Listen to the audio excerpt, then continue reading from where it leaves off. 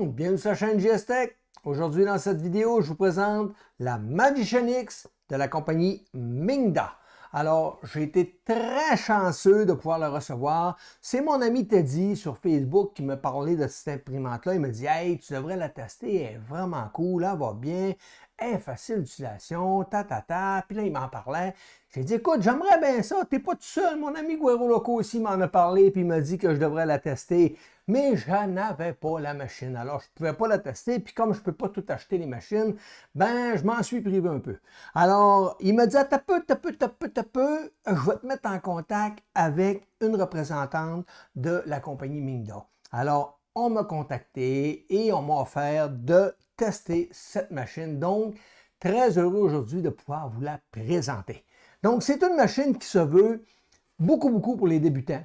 Une machine qui est simpliste d'utilisation, quand on dit débutant, c'est qu'à un point tel qu'il n'y a même pas de vis pour ajuster les quatre coins du plateau. Le plateau, il est fixe. On ne se casse pas la tête avec ça.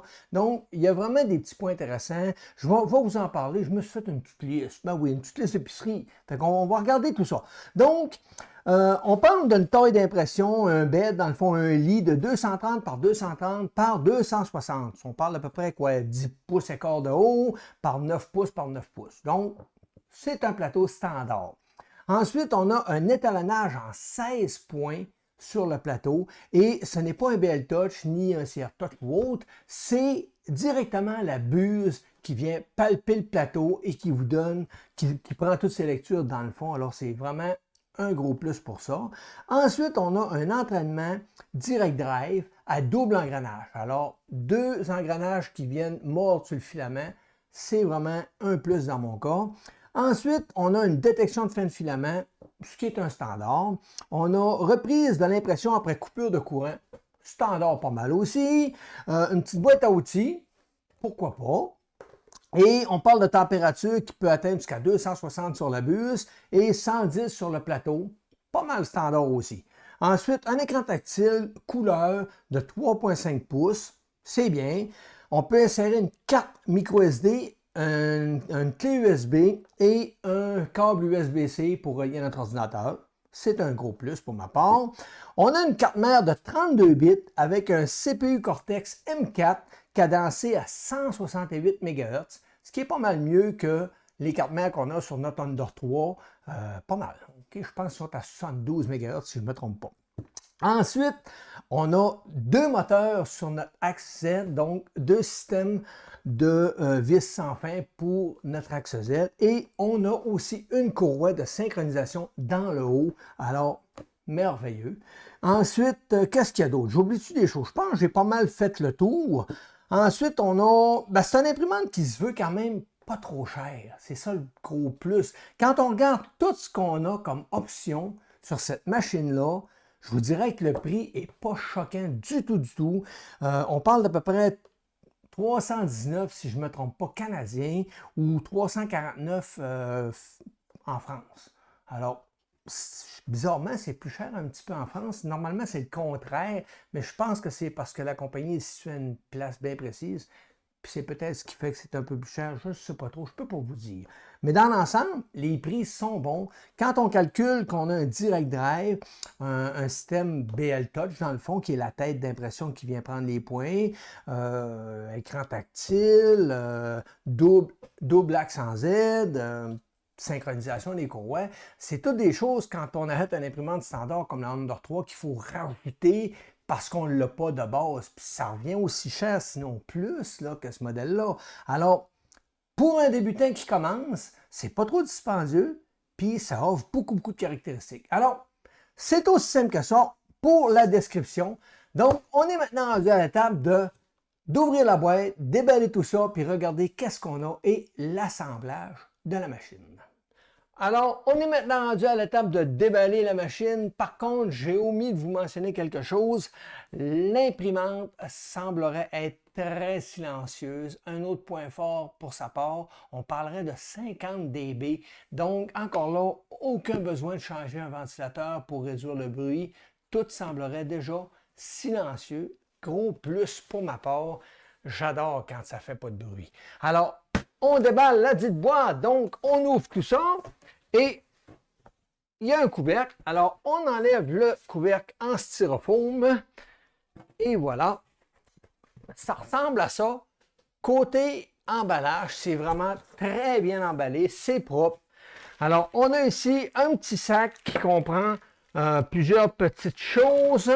On a un échantillon de filament, une buse de rechange. Ensuite, qu'est-ce qu'on a ici? Une petite carte SD. SD, c'est bien ça, oui, c'est une carte SD. Alors, je pensais que c'était micro SD, mais il semblerait que c'est SD. Ensuite, on a les visseries pour le montage, une vraie clé pour faire nos changements de buse et autres, et des petites clés Allen fournies avec, un petit bout de tube PTFE, on ne sait pas ce qu'il va, on va le trouver, et un livre d'instructions. Est-ce qu'il est bien fait? Oui, il est bien fait, tout avec des images. On aime ça, nous autres, quand il y a des images. Fait que, petit livre d'instructions, semble bien conçu. Et maintenant, on a ici le petit couvercle de la boîte à outils. On va mettre tout ça là. Okay, on va mettre ça ici pour ne pas se déranger avec tout ça. On a le support de filament. Ensuite, câble d'alimentation. Et voilà. Et on a la partie supérieure de notre imprimante qu'on va sortir ici. Le voilà, avec une belle petite poignée intégrée. Vraiment cool. Et comme je vous disais tantôt, deux aides, deux tiges filetées sur les aides, la tête d'impression avec... On va tout regarder ça tantôt. Alors, je vous garde ça pour la suite. Ensuite, on a fini la première partie. Maintenant, on peut sortir l'autre partie. Donc, c'est vraiment juste en deux parties. Hein. Fait que ça ne sera pas tellement compliqué à monter. Et voilà. Donc, on met le châssis ici. On vient replacer notre boîte à sa place avec notre petit couvercle. On referme le tout. Et on peut maintenant se débarrasser de la boîte. Oh boy. La lampe a failli y passer. OK, alors, on est maintenant rendu à regarder la machine. Elle est vraiment jolie. Seulement deux pièces. On fait juste assembler tout ça. Pratiquement terminé. Donc, je fais les changements de caméra, puis on regarde comment monter tout ça. Alors, on est maintenant rendu à la partie montage. Donc, c'est simple. On a le petit manuel qui est vraiment bien détaillé, étape par étape. C'est pas compliqué. On a juste 4 petites vis à mettre, 2 de chaque côté et 2 en dessous. Terminé. 2 petites vis aussi pour le câble d'alimentation du bed. Et c'est tout. Pas plus compliqué que ça. Alors, on va regarder ça tout de suite. Avant, la première étape qu'on nous demande de faire, c'est de vérifier ici, dans l'emplacement de la boîte à outils, dans le fond, on a un petit foam qu'on peut déplacer dans le coin ici. Et en dessous, en arrière du petit foam, on a un trou qui nous permet d'avoir accès au commutateur de l'alimentation pour s'assurer qu'on est bien 110 ou 220, dépendamment d'où vous êtes. Alors, pour ma part, je suis bien en 110. Alors, on va tout simplement vérifier pour prendre notre axe et l'installer là. Vérifiez votre plateau s'il est correct. Alors, pour ma part, il y avait un petit quelque chose. Je l'ai tout simplement réajusté avec ma clé. Donc, c'est normal qu'il y ait un petit quelque chose. C'est pas anormal. C'est dans le transport, c'est voulu. Il livre les machines avec des fois un petit peu moins serrées pour permettre justement de ne pas briser nos roues. Alors, je les ai toujours tout simplement réajustés. Et voilà, aussi simple que ça. Alors, je prends mon axe et je viens l'insérer dans les fentes prévues à cet effet. On ne peut pas tellement se tromper. Alors, et voilà. Tout aussi simple que ça. On vient la rentrer au fond. On va placer les petites vis de côté. Alors, je vais vous montrer. Donc, dans le côté ici, on a 2 petits trous. On vient installer nos vis, des belles grandes vis en plus qui vont vraiment bien visser dans le profilé. Et voilà. Alors, bien entendu, je fais juste les serrer, je ne les accote pas. Je ne les serre pas tout de suite. Alors, je place mes vis comme ça. Et je vais faire la même chose de l'autre côté. Et ensuite, je vais aller placer mes vis en dessous. Et maintenant, après, je vais pouvoir serrer ça dur sans aucun problème. Alors, et voilà, je suis presque à côté. Je vais maintenant faire la même chose de ce côté-là. Alors là, je vais me placer un peu mieux pour visser. Ça va aller plus vite pour moi. Et voilà. Donc, pas plus compliqué que ça à monter. Alors, et voilà, les vis ont un bon serrage. On sent que le filet il est serré. Ah, et voilà. Ah, celle-là est moins pire un peu, malgré qu'elle a quand même un bon serrage aussi. Tiens, pas plus compliqué que ça, fait que je la cote, je la serre pas. Et je vais maintenant la mettre sur le côté pour venir placer mes deux vis qui sont en dessous. Il y a juste un trou. Je ne peux pas me tromper, je peux peut-être vous la mettre de sans ça. Alors, on a un trou ici qui nous permet de venir visser notre vis. Et voilà, fait que je la visse. Et voilà, je la cote un petit peu, je ne la serre pas trop dure. On ne serre jamais nos vis très dures au début. On attend tout le temps que toutes nos vis soient bien placées. Trompons-nous pas de trou par contre. Et voilà, c'est ce trou-là. Il y avait 3 trous. Il a fallu que je poigne le bon en dernier de tout. Ça me ressemble, ça. Et voilà, donc là, je peux serrer ça très dur. Et voilà. Et maintenant, je peux m'amuser à venir resserrer les deux petites vis de chaque côté. Comme ça. Et voilà, on serre ça bien dur parce qu'on ne veut pas que ça bouge. Comme ça. Et voilà. Même chose ici. Je peux peut-être la monter un peu par contre. Qu'à ce moment et que ça tourne bien ça. C'est assez doux à tourner. On va vérifier si c'est normal qu'elle soit aussi douce. Et voilà, je serre mes vis. Tiens. Terminé! Alors, tout ce qu'on a à faire maintenant, c'est de venir placer le câble d'alimentation. On ne peut pas se tromper, il y a juste un sens. Il vient clipper dans la tâche ici. Alors, on rentre bien rentré et voilà. Et on vient placer nos deux petites vis de chaque côté pour empêcher le câble de bouger et de se déconnecter en cours d'impression. Alors ça, c'est assez bien pensé, je vous avouerai. Bien, pas plus compliqué que ça. Les autres, on peut les serrer quand même assez dur, pas trop dur non plus. Et voilà. Tiens, fait impossible que ça se déconnecte. Très bonne initiative. Maintenant, il nous reste un seul câble à brancher. L'autre câble de l'axe de la tête d'impression, il était déjà branché. Alors lui, on vient tout simplement le placer ici. On le rentre dans le petit crochet qui est là. Et on vient le connecter comme ça. Et voilà, ne peut pas être plus propre que ça. Génial comme montage. Maintenant, je vais regarder mes roues ici. Et les roues sont complètement slack. Alors, on va s'assurer de les resserrer. Ça prend quelques secondes. Les excentriques sont tout simplement ici, très accessibles. Alors, tout ce que j'ai à faire, c'est d'ordonner juste un petit quart de tour à peine. Et voilà, je m'assure que c'est bon des deux côtés. Comme ça, c'est bon. Encore une petite affaire ici. Ce qu'on veut dans le fond, là, comment les ajuster, c'est simpliste, là. C'est que vous tournez, puis quand votre roue, là, vous serez plus capable de la tourner avec vos doigts, vous allez devoir forcer pour la tourner, là, ben, vous êtes peut-être un peu trop serré, là. Il faut juste être capable, il faut sentir qu'elle est prise, qu'elle fait un contact, mais qu'on est capable de la tourner sans trop forcer avec nos doigts, là. Puis là, c'est ce qui se produit présentement. Je suis capable de tourner mes roues et toutes mes roues sont parfaitement ajustées. Et je vais voir si j'ai une différence. Ouais. Ouais, là, c'est mieux. Ah oui. Mais quand même douce, c'est surprenant. Elle est vraiment très douce comme axe à Z. Là. Alors, impressionnant.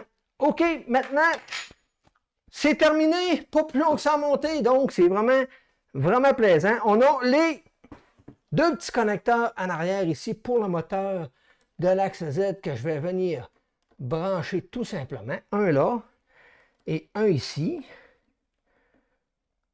Et voilà. Aussi simple que ça. Je vais regarder mon livre parce que vous avez vu, je regardais beaucoup mon livre. Alors, je vais regarder mon livre pour voir si j'aurais pas omis quelques petits détails très importants. Et non, je n'ai rien omis. La seule chose qui me reste à faire, c'est de venir clipser ici mon support de filament. Puis, chose intéressante, c'est que je peux venir l'insérer dans la fente qui est ici, comme ça, du bon sens. Oui, du bon sens, bien important. Mais le fun, c'est qu'il clipse.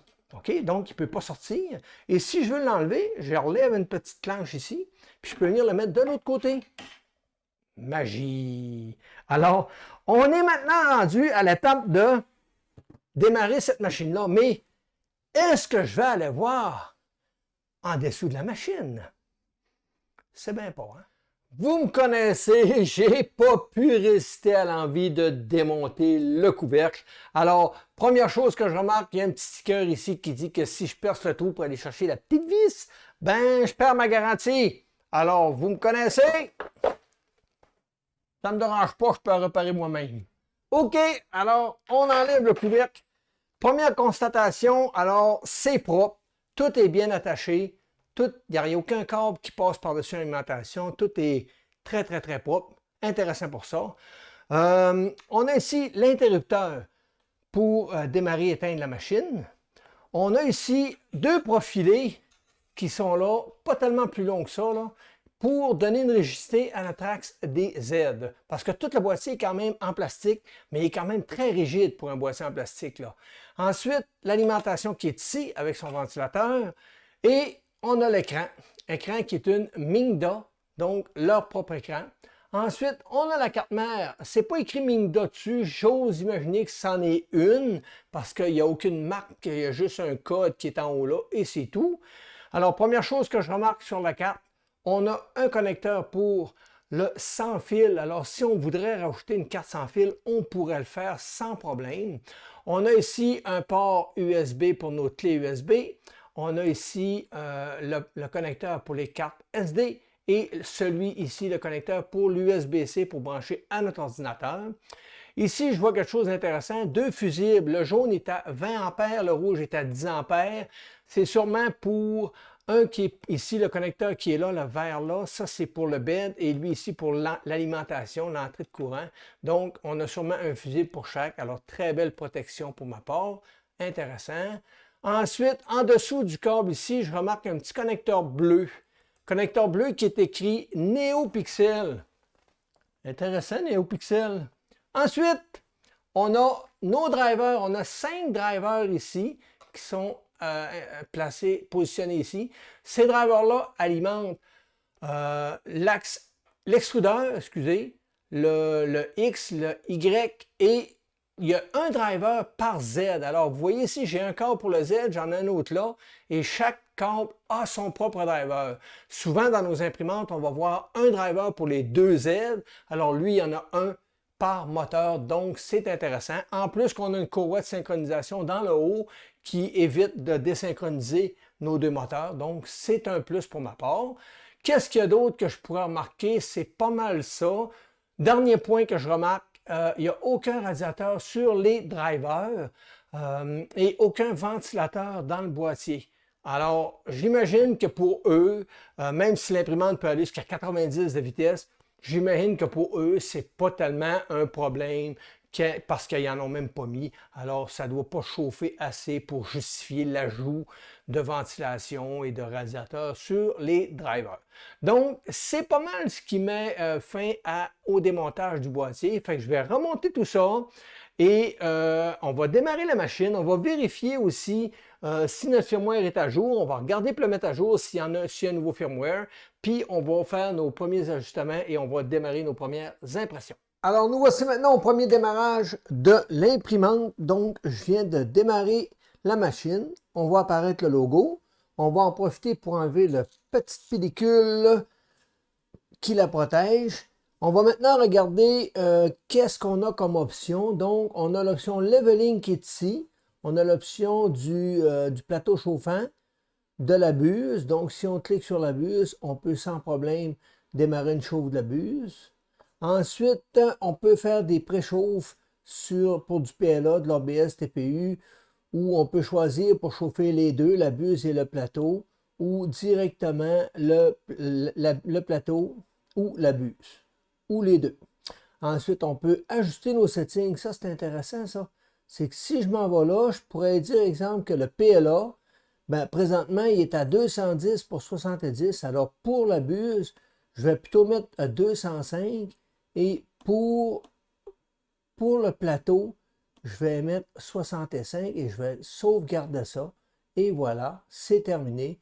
Donc, quand je vais retourner ici, je vais avoir les bons degrés de température pour mes trois menus que j'ai ici. Alors, intéressant. Si je recule et que je m'en vais maintenant dans section menu, alors dans menu, je peux déplacer mes axes. Je peux faire mon home, extruder du filament, rentrer ou sortir.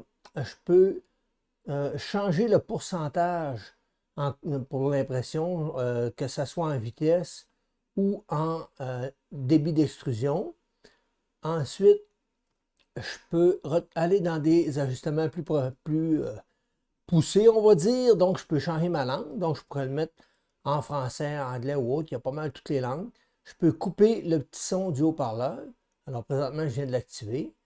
Ensuite, j'ai le détecteur de filament que je pourrais mettre à on ou à off. Je vais regarder les infos de la machine. Présentement, je peux voir que j'ai la version avec le S. Très, très important de comprendre que quand vous avez le S entre parenthèses, c'est un firmware en particulier et que lorsqu'il n'y a pas de S, c'est un autre firmware qui se trouve être le GD. Alors présentement, si je regarde, j'ai la version 1.6.6.1 qui est de février 28 2022. Je suis allé voir sur Internet, ils sont rendus à la version 1.6.6.6. Alors, on va le mettre à jour. Donc, on peut reculer là-dessus. Maintenant, est-ce qu'il y a d'autres choses à vérifier? J'ai le Z-Offset que je peux ajuster. C'est pas mal ça. Donc, on va tout simplement reculer. Il y a une chose que j'ai remarqué sur l'écran.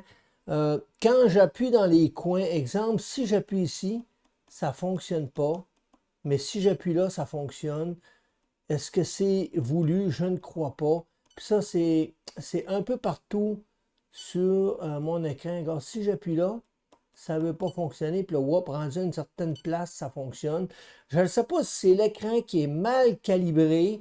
Je vais écrire à la compagnie pour leur demander s'il y a une procédure qu'on peut pousser à partir de l'ordinateur pour calibrer l'écran, mais elle me semble mal calibrée. Ça ne me semble pas un défaut de l'écran. Peut-être juste une question de calibration. Alors, c'est ça. Là, ça a fonctionné, mais il y a des endroits où ça refuse de fonctionner. Voyez-vous, ici, là, ça marche rendu là. Et si je vais, ici, ça ne veut pas fonctionner. Si je vais là, ça marche très bien. Si je suis là, ça ne marche pas. Mais ici, ça marche. Fait qu'on voit que l'écran ne semble pas bien calibré pour celle-là. Peut-être que si vous en achetez une, que vous n'aurez pas le même problème que je vis présentement. C'est peut-être juste cet écran-là qui manque de calibration. Alors, je vais m'informer auprès de la compagnie pour voir s'il n'y aurait pas une solution de calibration d'écran. Alors, maintenant, on s'en va à l'ordinateur pour vérifier comment bien changer le firmware de notre machine. Alors, on est maintenant rendu à la portion ordinateur. On va regarder si sur le site de la compagnie Mingda, on a un nouveau firmware. Alors, MIN, Mingda Hunter. Et voyez-vous, j'ai le site 3dmingda.com. Je clique là-dessus. Et on n'a pas besoin de traduire en français et en anglais. Alors, si je m'en vais dans Technique Service et section Download, et voilà, si je regarde, voyez-vous, juste par les photos, c'est quand même facile de comprendre, de trouver son modèle. Alors, pour ma part, c'est la Magician X. Il y en a deux. Voyez-vous, il y a la Magician X GD et la Magician X ST. Alors, c'est bien écrit ici. Quand tu vas dans le menu Setting Info, si tu n'as pas le S entre parenthèses, ben c'est lui que ça te prend. Et si tu as le S entre parenthèses, alors c'est lui. Donc, je clique sur lui. Et je télécharge le dit fichier, je vais l'ouvrir, je vais extraire ce fichier-là en question Et voilà, je vais maintenant aller chercher le dit fichier dans mon téléchargement, qui est ici. Et voilà, je vais pogner ces deux fichiers-là. Je vais faire bouton de droite, couper, et je vais aller directement dans ma clé, dans ma carte, excusez, micro SD qui est ici. Et je vais faire bouton de droite, coller. Et voilà, il est en train de copier mes fichiers sur ma carte SD qui est fournie avec la machine. Alors, carte que j'ai préalablement, bien entendu, formatée en FAT32 4096 toujours. Et mes fichiers sont maintenant dans ma carte. Et je vais aller maintenant insérer la carte dans l'imprimante.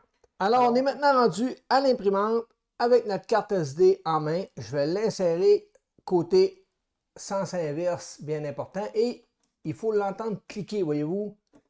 Quand elle clique comme ça, c'est bon signe. Alors maintenant, je démarre l'imprimante et on va regarder qu'est-ce qui se passe à l'écran. Et voilà, elle est en train de faire sa mise à jour du firmware. Donc, on la laisse faire. Ça va prendre peut-être quelques minutes, même pas. D'après moi, ça va prendre une petite minute, même pas.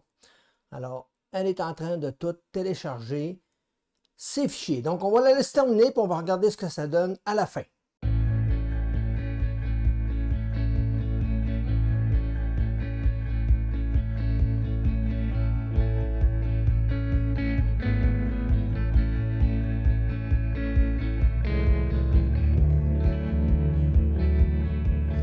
Et voilà, j'ai maintenant terminé de faire la mise à jour du firmware. Maintenant, je l'ai fermé, j'ai enlevé la carte SD et je vais démarrer maintenant l'imprimante pour vérifier si tout est fonctionnel.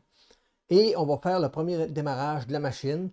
Alors, si je m'en vais dans Menu, je vais regarder si on corrigé. Non, mon écran n'est pas correct encore. Donc, on a pas mal les mêmes options pour le moment.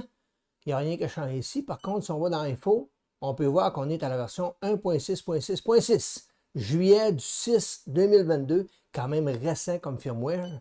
Alors, c'est pas mal ça. Donc, ce que je vais faire le premier démarrage de la machine et on va regarder qu'est-ce que ça donne. Alors, on va maintenant regarder pour enlever la pellicule protectrice sur notre verre. Et voilà, une bonne chose de faite. Et on va maintenant vérifier pour faire la calibration. Alors, je vais commencer par faire un Home pour voir si tout fonctionne bien. Alors, je m'en vais dans mon menu et je vais faire Home sur tous les axes. Et voilà. On va commencer par voir si ça, c'est fonctionnel. Bon, là, le Home est fait. Et ce que je remarque, c'est que ma buse est quand même assez loin du plateau. On parle de ça. Alors, c'est quand même une bonne sécurité, comme je peux voir. Là, si je retourne en arrière et que je fais un leveling, donc je vais faire l'option leveling ici, c'est marqué que c'est en train de chauffer. Donc, on va regarder ça se faire, puis on va continuer.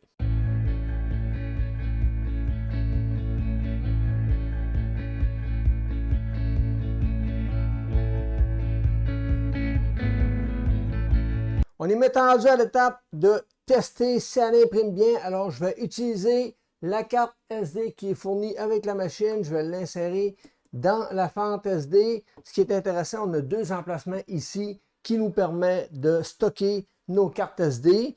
Donc, je vais placer du filament. Alors, filament que j'ai acheté dernièrement, c'est du filament Hello 3D. Alors, on va déboucher le dit filament. Comme ça. Et voilà. Donc, c'est du PLA pour le premier test, parce que je vais utiliser les tests d'impression qui sont dans la machine, qui viennent avec. C'est toujours mieux de faire ça quand je vous dirais. Comme ça ici. Et voilà. Je vais couper mon filament comme ça. Et je vais venir l'insérer. Oups. On va le rentrer comme il faut par contre. Il ne faudrait pas qu'il tombe. Hein? Je vais quand même le déplier un petit peu parce qu'il est comme toujours bon de le placer un petit peu plus droit possible. Là. Et voilà. Donc, je le rentre dans la machine, pousse un petit peu la manette et voilà. On n'a pas besoin de pousser fort. La manette est quand même très dure, là, mais on n'a pas besoin de la pousser fort pour que ça fonctionne. Je vais maintenant aller dans la section pour extruder mon filament, donc je vais aller dans le menu, ici, et je vais aller dans Extrude, et je vais lui demander de m'en loader une séquence de 10 mm. Et voilà. Est-ce que ça fonctionne? Oui, mon filament sort, voyez-vous. Il sort très bien. Je vais y redemander encore un petit peu. Comme ça. Et voilà, ça sort très bien. Je vais juste prendre mes petites pinces qui sont ici pour pouvoir nettoyer le filament que j'ai sorti. Et voilà. Et on va maintenant démarrer l'impression, tout simplement. Alors, je m'en vais dans la carte SD. Et voilà, j'ai 3 impressions. Je vais prendre le Bing Dwell. Alors, on va cliquer là-dessus et je fais confirme et on regarde ce que ça donne. Je vais vérifier si ma première couche est à la bonne hauteur. Il y a encore un petit peu de filament qui sort. On va l'enlever tout simplement. Et voilà. Donc, si je regarde, je suis trop près de ma buse. Donc, je m'en vais aller dans Baby Step et je vais monter un petit peu ma couche. De pas beaucoup. Je l'ai juste à peine monté. Et ça semble bon. Ouais, je peux même le redescendre un petit peu. Et voilà. Parfait. Première couche. Parfaite. Alors, je regarde ce que ça donne, puis je vous montre l'impression à la fin de la vidéo. À la fin de cette impression-là.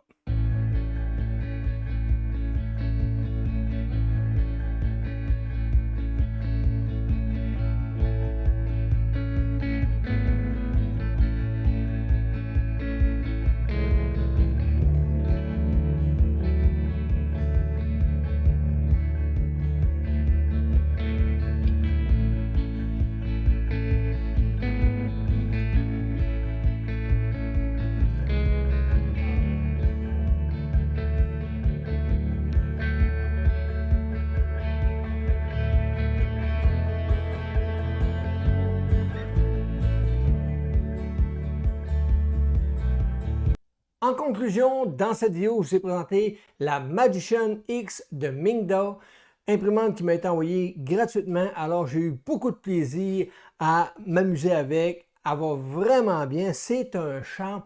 On ne l'entend pas. Je vais vous mettre le sonomètre juste dans le coin là pour vous montrer à quel point elle est silencieuse. Sinon, j'ai eu des petits problèmes. Je vous explique tout ça. Vous allez voir, dans l'ensemble, c'est pas des gros problèmes. Alors, quand je l'ai reçu, si je l'aurais sorti de la boîte, j'aurais juste installé le montant du Z et je l'aurais démarré, ça n'aurait pas fonctionné parce que le plateau arrive, il n'est pas bien ajusté. C'est normal. La plupart des compagnies qui se respectent vont s'assurer de mettre un petit peu les roues plus larges sur les excentriques pour pas que ça se brise dans le transport. Même chose pour la tête d'impression et pour mes axes en Z. Il a tout fallu que j'ajuste mes roues. Alors, oui, c'est une imprimante pour débutants, mais vous allez devoir quand même ajuster vos roues. C'est un minimum. On n'a pas le choix, là. Ensuite, autre problème que j'ai eu, puis ça, c'est même pas de sa faute, là. C'est la première fois de ma vie que je vivais ça. J'ai eu un bouchon en imprimant du PETG, mais je ne l'ai pas eu dans ma buse. Je l'ai eu dans le détecteur de filament.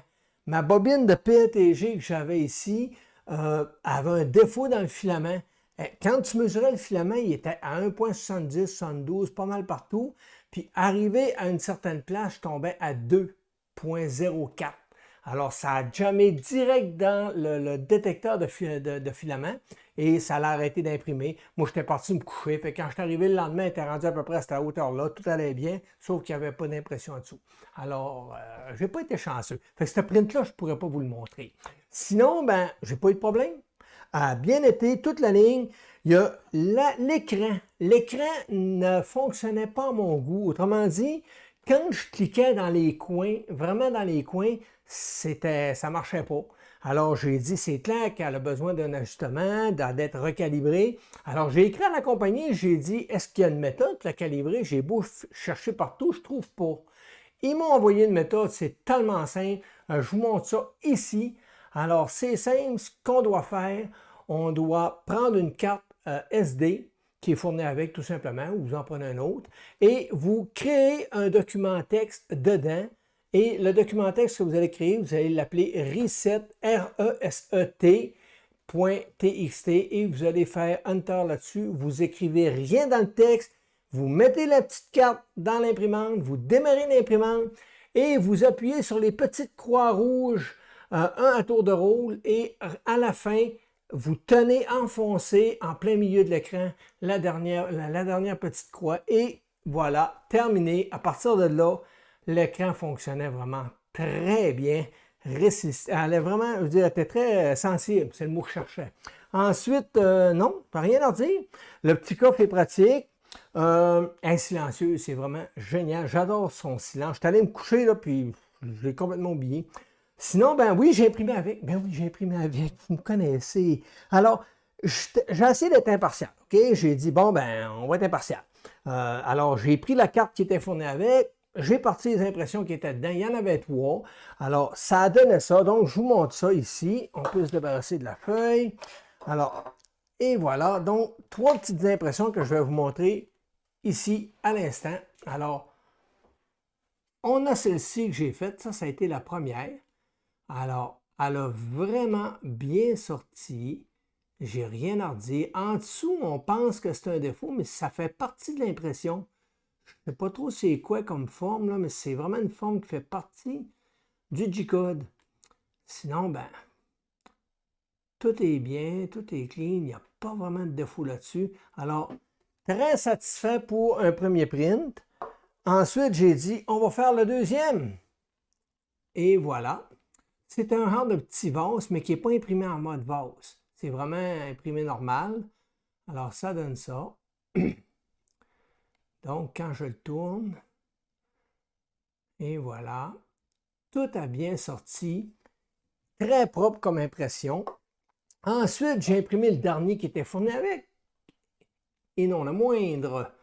Alors, c'est une autre figurine d'un genre de singe, je ne sais pas trop là. Et voilà, ça a bien sorti. Et voilà. Donc, très satisfait aussi. Maintenant, j'ai dit, OK, on va faire des tours des tests, là, pour l'agresser un peu, pour lui donner de la misère. Alors, j'ai imprimé ces 2 modèles-là avec 2 slicers différents. J'ai pris Super Slicer et Cura. Puis, profil par défaut que j'ai créé, comme c'est expliqué sur, sur leur site ou dans les instructions. Alors, ça a donné ça pour le premier. Celui-ci est avec Super Slicer, ouais, ça, c'est lui. Ça, c'est Cura. Lui, il est avec Cura. Et voilà. Donc, ça donnait ça. Alors, les pontages ont quand même bien sorti. On les voit ici. Voyez-vous, les pontages ont bien sorti. Ils sont solides. On a l'overhang qui est parfait. On va jusqu'à presque 80, là. Donc, j'ai rien à redire là-dessus. Tout est clean. Et l'autre avec Prusa, pas Prusa, mais Super Slicer, ça a donné à peu près le même résultat, similaire. Profil par défaut, bien entendu. Et voilà. Donc, c'est pas mal ça. Les ponts sont encore parfaits ici aussi. Rien à redire. Mes petites tours ici sont belles. Donc, ça a quand même satisfait des impressions. Maintenant, j'ai dit, OK, là, on va imprimer du PLA. J'ai justement utilisé le PLA que j'avais reçu il y a quelques semaines de Arion, le PLA double couleur. Alors, ça donnait ça. Je vous montre. Et voilà. Regardez les détails. Il y a des trous au travers, là. Bien sorti. Je vais enlever le couvercle, là. Et tout est clean, tout est beau. En dessous, ben, je l'ai retiré, puis il est encore chaud. Fait que chicanez-moi pas. J'ai fait un peu l'amateur ici, là. J'aurais dû attendre qu'il soit froid pour le retirer, parce que c'était quand même mince, là. Mais sinon, ça a bien sorti. Le petit couvercle, même chose, je l'ai retiré trop vite, fait que ça a déformé un petit peu. Mais sinon, ça a quand même bien sorti et ça visse très bien. Et voilà, fait que mécaniquement, puis l'imprimante est par défaut, là. Je ne l'ai même pas calibré sur l'extrudeur. J'ai rien fait. Ensuite, j'ai dit, OK, on va imprimer du PETG. Alors, j'ai sorti mon PETG. Je l'ai mis à 245 pour 70 sur le plateau à 60 de vitesse. Voici ce que ça a donné. Alors, elle a assez bien sorti. Profil avec Cura. Donc, tout est beau partout. Et en dessous, vous allez dire, « Hé, c'est bien pas beau, je le sais, je l'ai enlevé trop vite, je suis mal commode, vous me connaissez. » Mais dans l'ensemble, il est bien beau partout. Pour du PETG, là, c'est vraiment beau à l'œil, là, je la regarde, là, puis je suis vraiment satisfait de ce que je vois, là. Sinon, la dernière pièce, ben, l'avant-dernière. Je me suis amusé à imprimer un étui cellulaire en PEI, en filament flexible. Alors, il est très flexible, là. Voyez-vous, je l'écrase, là, puis il tombe parfait, là. Puis, il est solide, là. Alors, il est vraiment bien imprimé. C'est ça que ça donne. Là, je l'ai tout fouetté, là, mais... Non, je l'ai tout corqué. Ça, c'est moi qui viens de faire ça. Je suis pas fin. Fait que c'est ça. Il a vraiment très bien sorti. Je l'ai décollé du plateau sans trop de problèmes. C'était quand même bien collé au plateau, mais ça s'est quand même décollé assez bien qu'une spatule, là. Et je l'ai assis sur mon cellulaire, puis je trouvais que c'était trop mince. J'ai dit, ça n'a pas de bon sens, c'est trop mince. J'ai dit, non, on n'aime pas ça. Fait que je m'en suis fait un autre. L'autre est plus épais, donc il est flexible encore, mais plus épais pas mal. Et il rentre pas mal mieux dans le cellulaire. Alors, je vous montre ça tout de suite. Et voilà, partie du dessous.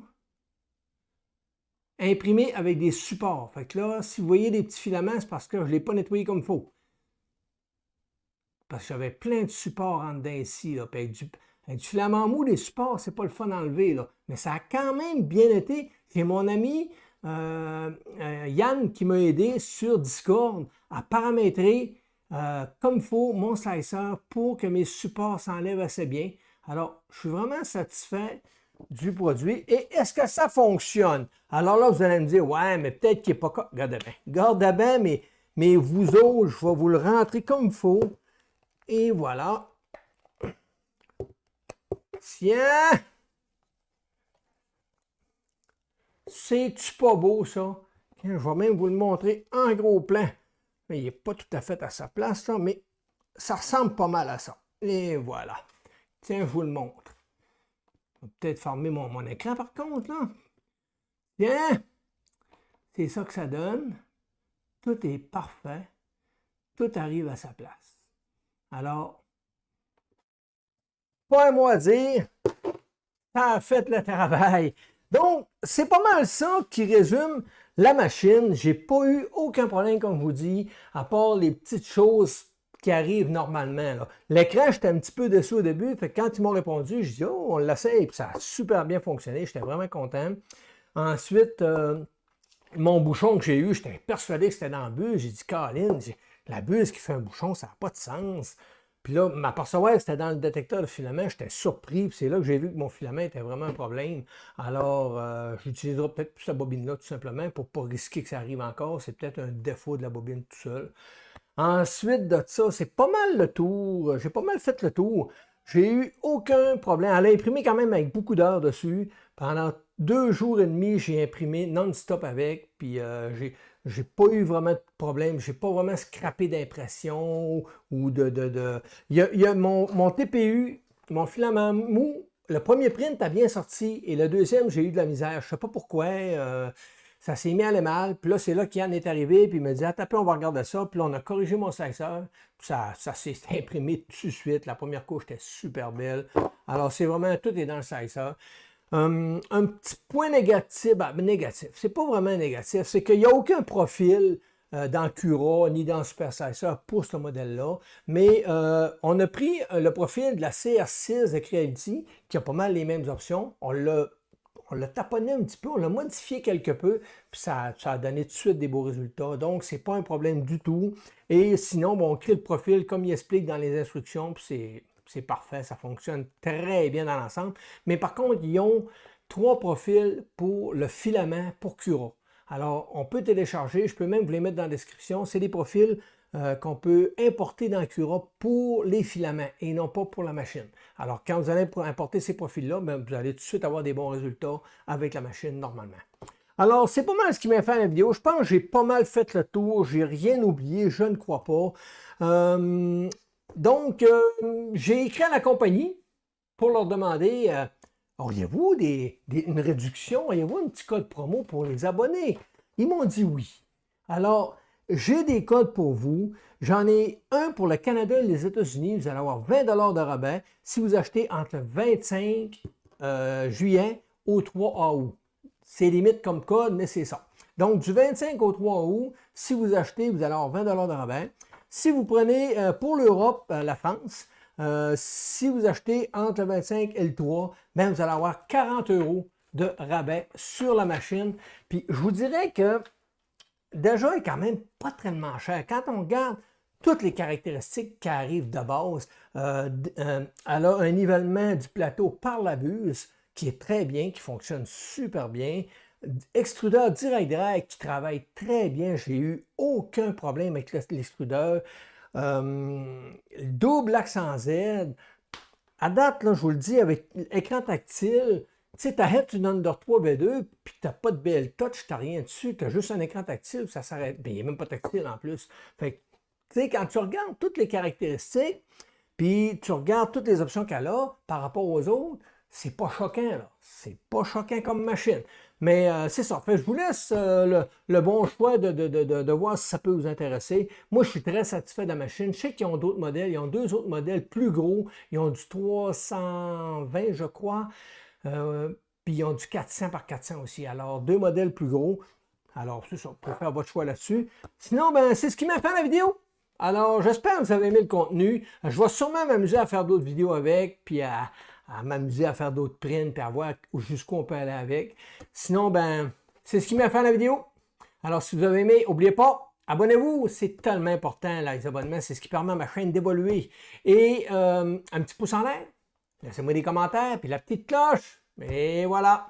Merci tout le monde. À la prochaine. Bye bye.